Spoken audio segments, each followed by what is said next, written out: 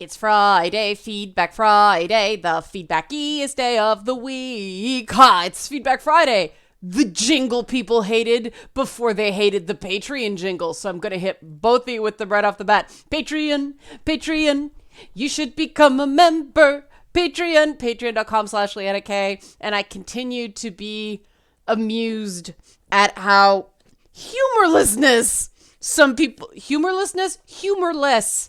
people are about this whole thing. There's a lot of humorlessness going around lately. I don't know if it's because the days are getting shorter or it's kind of not so much pre-holiday period, though I've got more games right now than I can do anything with. I mean, between Outer Worlds and like Death Stranding coming out this week, like I'm good, you know? I feel like I can't keep up, but I don't feel like I'm missing out on a ton either. There's plenty to play. My God, I still have Metro sitting here in its like shrink wrap from like February. I'm behind. It's because it's on console. And when I think of playing a console now, I'm like, eh. Like if it's not first party, it's like, does it come on PC? Death Stranding doesn't come on PC though, so I got it as a gift, hence it being on PlayStation. My friends who are not like PC gamers, they're like gaming equals console. So it's nice of them. The experience of playing. I mean, the thing that's nice about like console gaming is you get to sit on your couch, but that's why I got a wireless keyboard so I can sit on my couch and play PC games. But that's not the feedback for the week. That was about the people who are still like, oh my God, the jingle. And one guy absolutely lost it on me, saying that I was mocking criticism. It seems like people aren't following the plot here. Criticism about 3 seconds of a 30-minute video and nothing else? Like, this is not understanding the business requirements of something. You will remember I started off with When the Saints Go Marching In Patreon jingle. People who actually were Patreons complained about that, and so I changed it.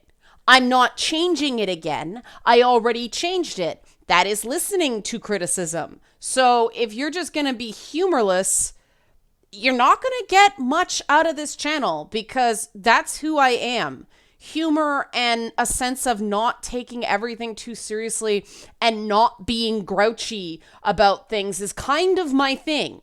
So if you are going to be too serious and not fun about stuff and not recognize that there are just certain elements of totally free video content that require 3 seconds of something that I'm trying to make funner because it is a business element of these videos. And personally, I cannot stand people who spend like 4 minutes on business before they get into the actual meat of the video. It's a waste of my time.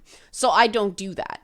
Other than that, I'm going to start on Wednesday's video and work backwards to Monday's video because the Monday video created a really interesting back and forth that then spilled over onto Twitch.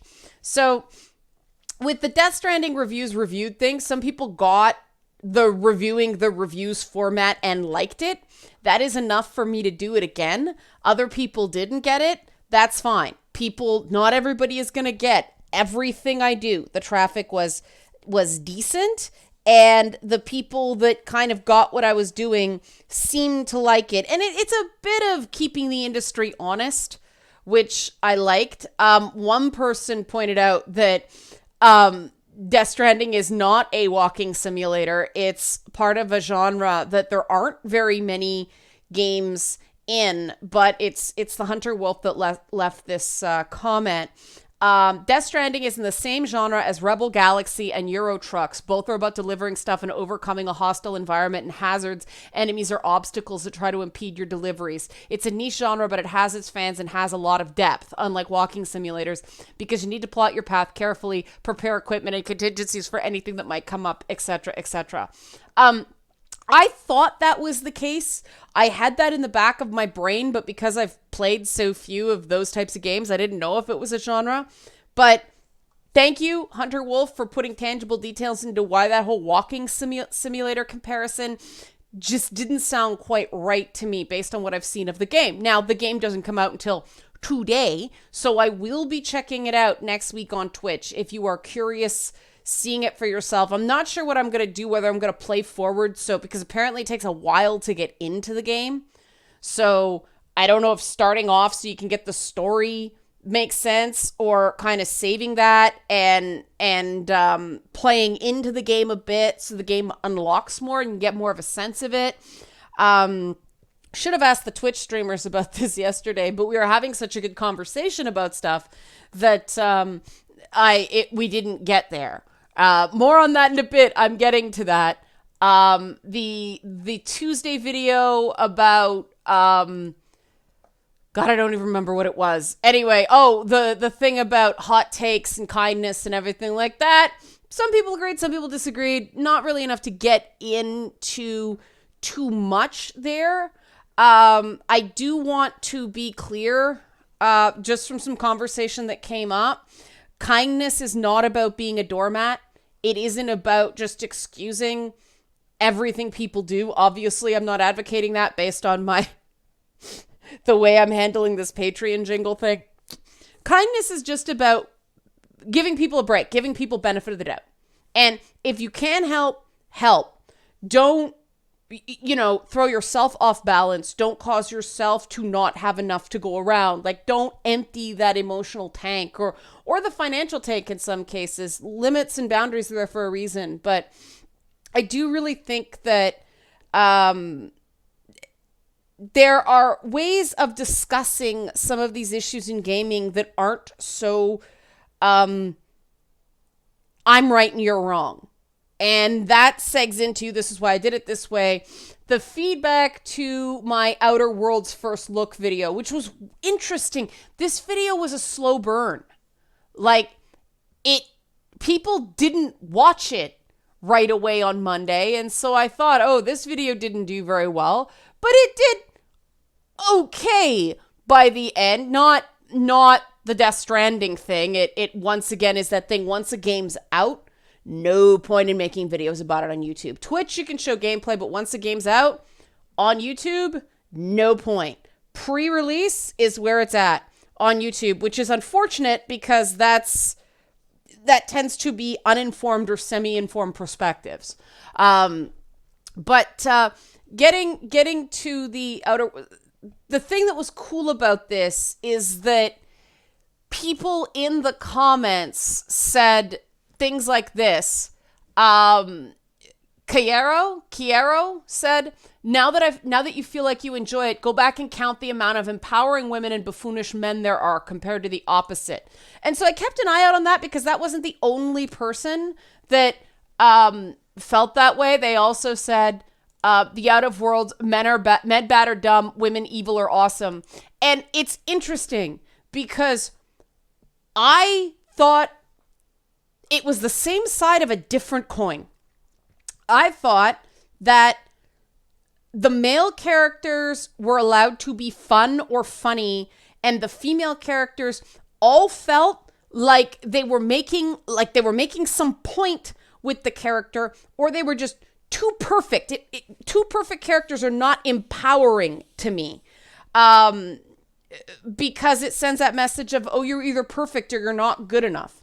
And we had a really interesting conversation in Twitch about it, trying to find what are sort of the markers of a perfected character, a character that is male fantasy.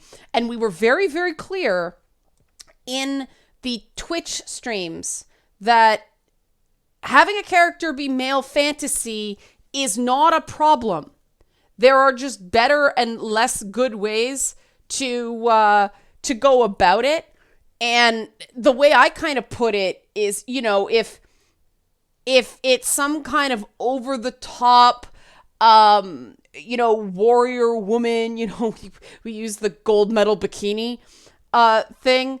I said, nobody expects a gold medal bikini character to be walking around in the real world. And I say this as somebody who owns a gold medal bikini. I own the Princess Leia Return of the Jedi cosplay. Nobody expects that to translate into the real world except for, fun time behind closed doors. Some of these other characters that are created to be more realistic, but still have these kind of insidious contradictions of, yeah, these characters are really cute and yeah, they're lovable, but let's be clear, like they don't really match what people in these roles are really like. Like we talked about the Parvati character, and even though everybody thinks she's adorable, like everybody agrees, Parvati is adorable. We like Parvati. But there's a disconnect.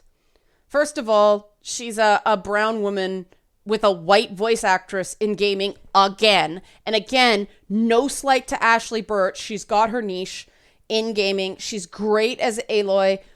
Parvati's adorable, but what's the point of creating these characters of color and getting white voice actresses that have other opportunities to voice them? It just seems odd, especially since Parvati's written with this sort of almost Firefly-esque pseudo Old West vocabulary dialogue. Like, I reckon you're not from around here and we done gone do that sort of thing.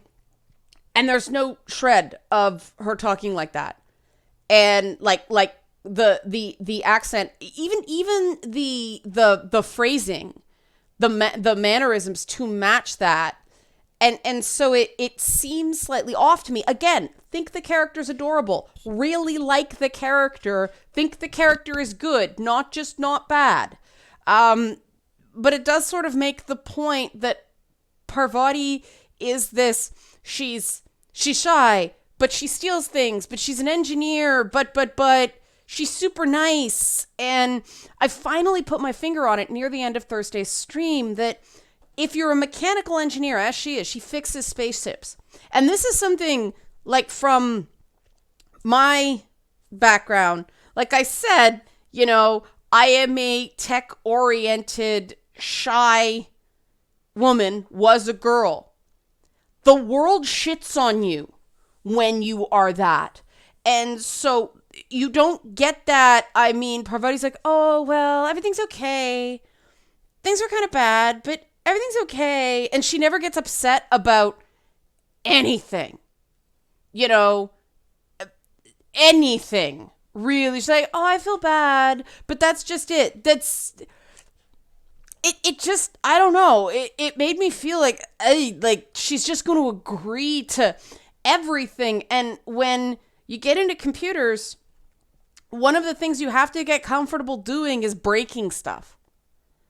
And that has an impact. I know, because I went through it, that whole kind of, oh, should I not be here? I'm like, I'll just be careful not to touch anything. Okay. Cause you can't do that and build computers. You have to be prepared to try some things and not get it right the first time and possibly mess up, bend those super sensitive pins.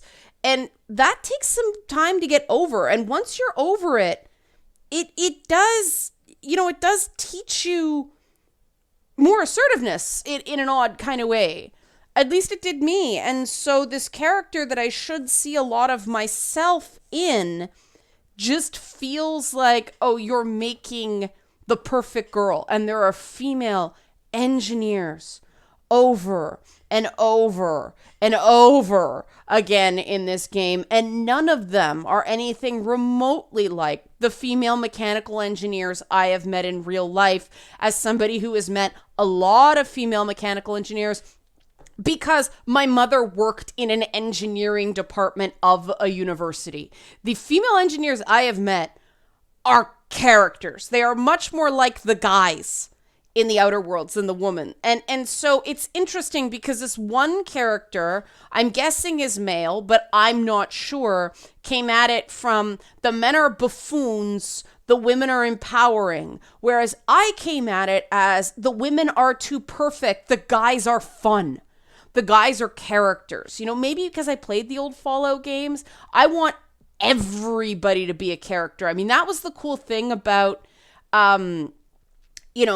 games like Planescape Torment, games like Baldur's Gate. We talked about Jaheira in Baldur's Gate. Jaheira was very much an acquired taste in Baldur's Gate.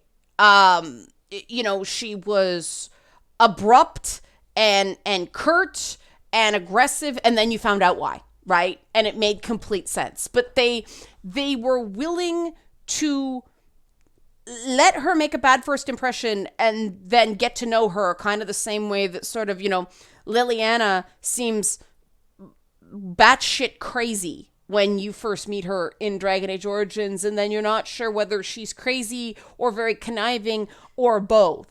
But as much as I really like Pavarti and I really like her reactions to things, I do like, can I please have a character who's somewhere in between the totally polite, docile, oh, I don't want to offend anybody, you have to show me this whole amazing, this ingenue engineer, right? With her quirks don't seem to have downsides in terms of likability. Because, systemically oriented female thinkers struggle with likability. Trust me, I've had to live with this because we're not agreeable. We're systemized. We want to fix the thing. We want to get it right, not just everybody be friends. But then there's characters like, what's her name? Ella, and then there's Zoe and all these characters, and they're like bad girls. They're like all on the edge. They're like crazy kind of, and I'm like, can we first of all kind of get out of the cliches? And even that's its own form of perfected, like everything about these characters are just, wow, she'd be wild in the sack, and I don't know who wrote these games, but it just seems like it was a bunch of like old tabletop RPG characters or previous game RPG characters that they put in a game because that's these characters they really, really, really like. And then they're like, oh, well, here's girls we'd like to be our girlfriends. And I'm not saying that's right. I'm saying that's the perspective I got, which is the exact opposite view of the same phenomenon that Kiero was like, the guys are buffoons and the women are empowering. And I don't know about you, but part of the reason I play video games is because you can be goofy, you can be out there, you can be like, I don't know what word to use for it anymore because every word is considered ableist now. But, you can be a lot. And the world isn't necessarily going to mercilessly punish you for being a lot the way the real world does. I want to be able to just say stuff and do stuff and not want to overthink everything I say and do. And that's the expectation because, you may offend somebody, or maybe someone thinks you can't handle criticism, or maybe somebody thinks you're not nice, or maybe somebody thinks you're womaning wrong, or maybe someone thinks you're a bad feminist or not an ally, or you have white privilege, or you're, what did Hassan Piker call me? A white feminist and a femcel because I had an opinion about a character in Mortal Kombat. That's what I escape when I play video games. And so I would like female characters that are everywhere. The same way the male characters get to be everywhere in the Outer Worlds and female characters weren't. And I don't know if it's just because they're so afraid of getting Sarkeesianed. This came out of a verb. Even though it's not her doing it anymore, it's other people. But let's face it, she popularized the practice of being way tougher on female characters and on male characters. And I don't know if they were afraid of getting troped, because they made female characters have personalities and things that people may not agree with, or, that, heaven forbid, unlikable women. Like, let's face it. Hi. Oh, hi, Midna. I say unlikable women and Midna shows up. What does that mean? And you can kind of see Momo's face just on the edge there. But, if you actually meet women who are engineers, or you meet women in computer programming, um, they're quirky, but they're quirky in sort of a different way. And they may hold it back, but they have very strong opinions on things. Why? Because they're engineers and coders. And an engineer in coding, it is right or it is wrong. It doesn't matter if you're nice. And well, yes, I think we should all sort of work on consideration. You know, I feel strongly about that. The reality is that certain skills and certain personality types do better in certain jobs. And it's not right to set fictional expectations for women that put people in jobs who don't have the personality types of the people who are in real life jobs. You know, we're finally getting stuff on TV of sort of quirky female scientist kind of thing. So that's sort of okay on certain shows. You know, Batwoman has a cool kind of friend who's a doctor, and she's kind of a lot. And what's the show? Prodigal Son? Is it Prodigal Son? Yeah, the Asian coroner lady. And you know, Silicon Valley is just, you know, I keep forgetting her name. The Marissa Mayer's proxy in Silicon Valley. Like, we need more of that so that women who aren't good girls, but who are really good in these jobs precisely because they're not good girls. They are honed minds, just like guys are. And yet, you know, we still have characters like Sheldon on TV in the form of young Sheldon who are still horrible assholes, but oh no, he's so smart, so he gets away with it. If men are allowed to be horrible assholes because they're smart in media, and that's considered okay, then women should be allowed to be horrible assholes because they're smart. But no, that's, as Kiero indicated, evil. You know, it's not bad or dumb, like just bad, but not evil. You know, you're either awesome or you're evil as a woman. And that helps no one. Like, I thought it was really interesting that Kiero came at it from, he felt like, I guess maybe I'm reading too much into this, but I got the sense he felt like men were being put down by the game. And I felt like women weren't allowed to be characters in the same way that guys were. And we're probably both right and we're both wrong. In some ways, the point is the depictions weren't balanced. You didn't have cool and competent male characters, though I like some of the party members. I like Vicar Max. I like, who's the guy I just picked up? Felix. You know, but some more straight-laced male characters for people who prefer those types of characters would have been nice. Same thing, have goofy female characters, have less goofy female characters, because in a game that big, you know, I don't like Ella, so I don't have her in my party. I like Parvati, so I have her in my party. I can choose. I don't need to like every character. So one that was kind of goofy, the way, say, you know, Tali Zora is in Mass Effect. You know, everybody loves Tali because she's goofy. You know, have a character who's like, it's like they tried to do the BioWare characters, but didn't quite get it. And it's not as dead flat as Bethesda companions, except for the dogs. The dogs are cool. But I mean, the best female companion in, was it Fallout 4? Was, what was it? Marie, the bot that I didn't get until super late in the game. She was awesome, like funny wise. But yeah, it's just like,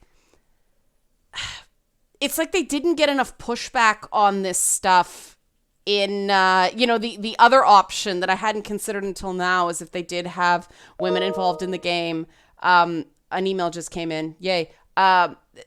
Those particular women only wanted women who were exactly like them, only awesome. All the things plus them. And that's not good either. You need characters who are characters in their own right. They have to just sort of fit. But it was a really good discussion And it came about, and again, we didn't say anybody was a bad character, a good character. We didn't say it was making the game bad or good. It was just a very interesting examination. Everybody still agrees the game is really fun. And like I said, Parvati is super adorable. But it was an interesting conversation. And this came about because of a comment that I looked into, which is awesome. I love that about this medium. I love that somebody can say something on a Monday, and by Thursday, I can go into the game and look at it and examine it with other people. That's super amazing. You know, that's the power of the internet, and that's the power of the gaming community when it's, you know, functioning like we know it can, not like the caricature that that we see in the media, especially the games media. So thanks, everybody. Thank you for watching. And as a reminder, if you like this kind of content, Patreon, you should become a member. Patreon.com/LeannaK, because cool things happen on Patreon. Join and find out what they are. There's lots of cool incentives and naming and involvement and all that stuff. So thanks for watching. Have a great weekend.